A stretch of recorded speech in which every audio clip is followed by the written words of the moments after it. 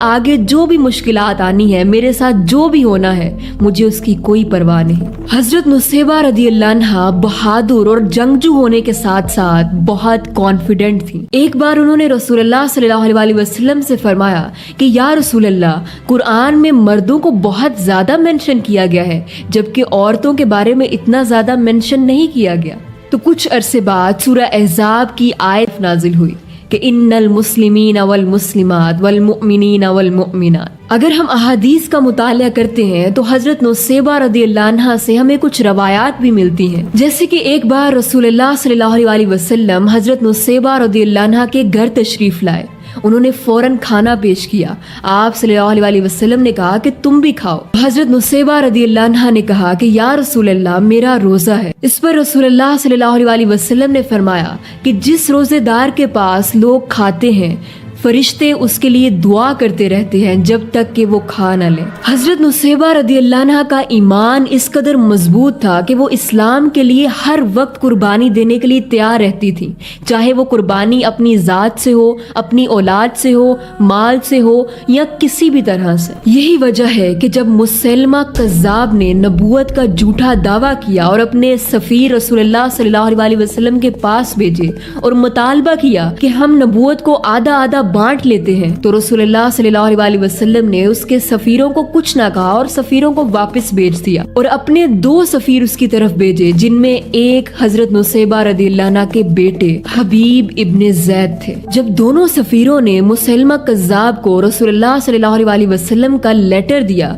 जिसमें ये वाज़े तौर पर लिखा था कि सारी जमीन तो अल्लाह की है और तुम एक झूठे नबी हो, तो उस कज़्ज़ाब ने हबीब इब्ने ज़ैद रदियल्लाहु अन्हु से पूछा कि क्या तुम गवाही देते हो कि मोहम्मद अल्लाह के रसूल हैं? उन्होंने कहा कि बिल्कुल, मैं गवाही देता हूँ। फिर उसने पूछा कि क्या तुम ये गवाही देते हो कि मैं भी रसूल हूँ? उन्होंने कहा कि मुझे कुछ नहीं सुना गया। 3 बार ऐसा करने पर जब हबीब इब्ने ज़ैद ने यही जवाब दिया कि मुझे कुछ सुना नहीं गया, तो मुसैलमा कज़्ज़ाब ने उन्हें बांध दिया और फिर जिंदा ही एक एक करके उनके जिस्म के पार्ट्स काट दिए। हबीब इब्ने ज़ैद को इतनी बेदर्दी से शहीद होता हुआ देखकर दूसरे एम्बेसडर ने अपनी जान बचाने की खातिर मुसैलमा कज़्ज़ाब का ये दावा कबूल कर लिया और कह दिया कि हाँ, मैं मानता हूँ कि तुम रसूल हो। ये सुनकर मुसैलमा कज़्ज़ाब ने दूसरे सफीर को छोड़ दिया और जब वो रसूलुल्लाह सल्लल्लाहु अलैहि वसल्लम के पास परेशानी में रोते हुए आए और तमाम किस्सा बयान किया, तो आप सल्लल्लाहु अलैहि वसल्लम ने उस सफीर से एक ही सवाल पूछा कि क्या तुम अब भी ये मानते हो कि मुसैलमा कज़्ज़ाब नबी है?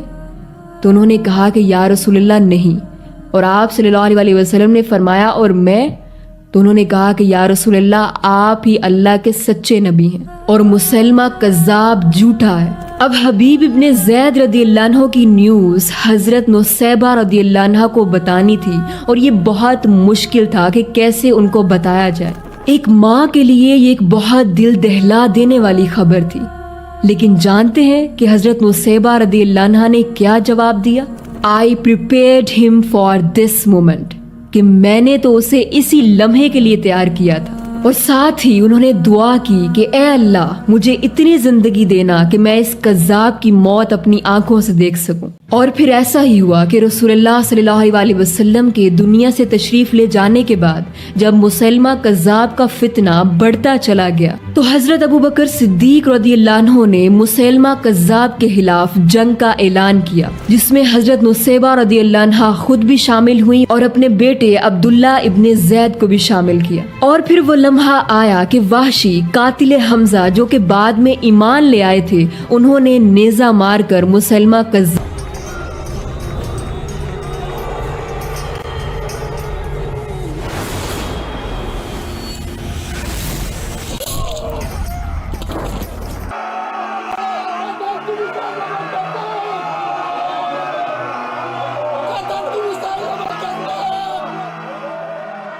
हजरत नुसैबा रदियल्लाहु अन्हा ने जंगे ओहद के बाद अपनी जिंदगी में होने वाली तमाम जंगों में हिस्सा लिया। हुदैबिया, हुनैन, यमामा।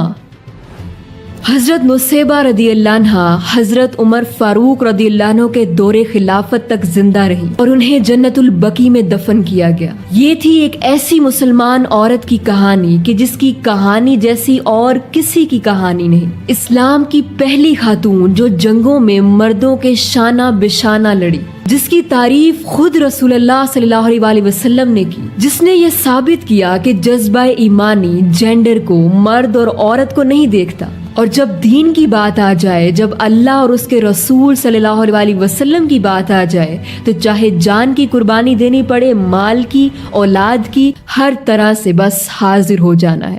For more videos, stay tuned. جزاک اللہ خیر۔ السلام علیکم ورحمۃ اللہ۔